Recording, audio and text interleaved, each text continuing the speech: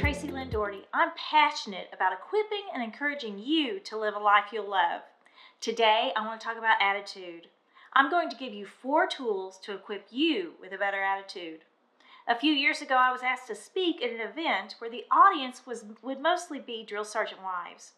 We always hear about the ugly life of a new Army recruit, the relentless physical requirements, the high standards of performance, and the long hours. The thing is, when those new recruits get up in the morning, the drill sergeant has to be there even earlier. When the new recruits go to bed, the drill sergeant has to be there to tuck them in. The life of a drill sergeant is long hours, so it can be really tough for the family. I asked to meet with a couple of drill sergeant spouses before the event. I'll never forget. The first woman walked in, sat down, crossed her arms, and almost with a sneer said, "He's just a glorified babysitter." Yikes. The second wife walked in, sat down, then leaned forward in her chair and said, "What he does is so important.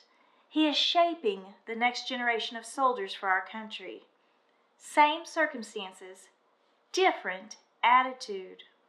Sometimes we can't change our circumstances, but we can change our attitude. So how do we change our attitude? First, change our thinking. Our attitude is made up of what we think, what we feel, and what we do. We have to change one of the 3. What we feel, well, we can tell you exactly how we feel about something, but our emotions can be all over the place, tough to grab onto. Our feelings need to be indicators, not dictators. We should not allow our emotions to control our attitude. Part of our thinking is our self-talk. Self-talk is that inner running dialogue we have with ourselves. It's what we tell ourselves about life situations, about ourselves. Scientists tell us that 80% of self-talk is negative, is critical. This voice can make anything worse. Years ago, I had a full-on panic attack that my daughter would end up pregnant, addicted to drugs, and in jail. She was 6 months old at the time.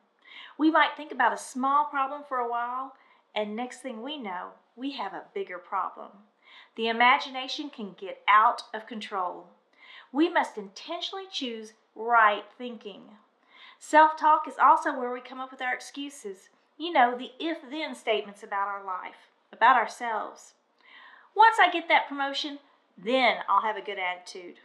When we move, then I'll be happy. When she moves, then I'll be happy.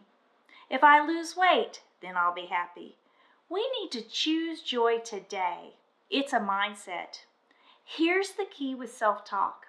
I've learned to talk to myself instead of listen to myself. Again, I've learned to talk to myself instead of listen to myself. It's about intentional thinking. The second thing we need to do to change our attitude, change our habit. Our attitude is a habit. Command Sergeant Major Philip Pandy, a great man that my husband worked with for 7 years, would talk about soldiers who would come up to him and say, "Sergeant Major, my wife stinks, my kid stinks, my unit stinks, this mission stinks." Sergeant Major Pandy would respond with, "Well, maybe you need to do the sniff test. Maybe it's you that stinks." We're in such a habit of a bad attitude that we can't see anything good. We are responsible for our attitudes. We must stop acting as if there's nothing we can do about it. Stop blaming others for our poor attitude. Our circumstances and people don't make us who we are. They reveal who we are. The third thing we need to do to have a good attitude, change our social circle. Maybe we need to limit our time with certain people. When we spend time with someone and they always are grumpy and leave us feeling drained, unproductive, depressed, maybe we need to limit our time with them. One time, my husband pointed out to me that any time I spent time with a specific woman, I would always return home grumpy, grumbling. Now, I'm not talking about a friend who's going through a really hard time and who needs our encouragement. I'm talking about people who are in a perpetual, constant state of a bad attitude towards life. The thing about attitude, it's contagious. We need to be careful of the attitudes we are exposing ourselves to. The fourth way to change our attitude, change our gratitude. Have an attitude of gratitude. You've already heard this many times, attitude of gratitude. You know why? It works. And it's most effective when you write it down. When asked what are 3 things we're grateful for in life, we tend to focus on areas where we already have a pretty good attitude. Well, if we have an attitude that needs to be changed, that needs to be more positive, that needs to be improved, that's the attitude we need to focus on. What are the top 3 areas where you struggle with your attitude? Is it a person? Possibly your spouse or your boss? All you can see is their flaws? Or maybe it's a circumstance, your workplace, your neighborhood? If you can't change the circumstance, and you certainly can't change the people, then you need to every day write down 5 things you're thankful for about that person or that circumstance. This habit of attitude of gratitude forces you to look at things in a positive manner. This is really powerful if you're struggling in your marriage. If all you can focus on is that your marriage is in trouble, all you'll see is the trouble. But if you take the time to hunt for 5 positive things, this will help you find some of the good things in your marriage. Our attitude can make us bitter, or it can make us better. So don't wait to feel like having a good attitude. Choose it. Deny your feelings the power to rule you. Attitude is the difference between an ordeal and an adventure.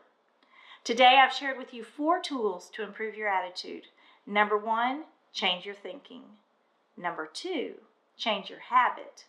Number 3, change your social circle. And number 4, change your gratitude. Thank you so much for joining me today. If you would like to receive our free weekly video of encouragement by email, go to our website, equipandencouragewomen.com. If you subscribe, then each week you'll receive a free video of encouragement. Also, you'll receive a free bonus video, Living Your Priorities. I would love to hear from you.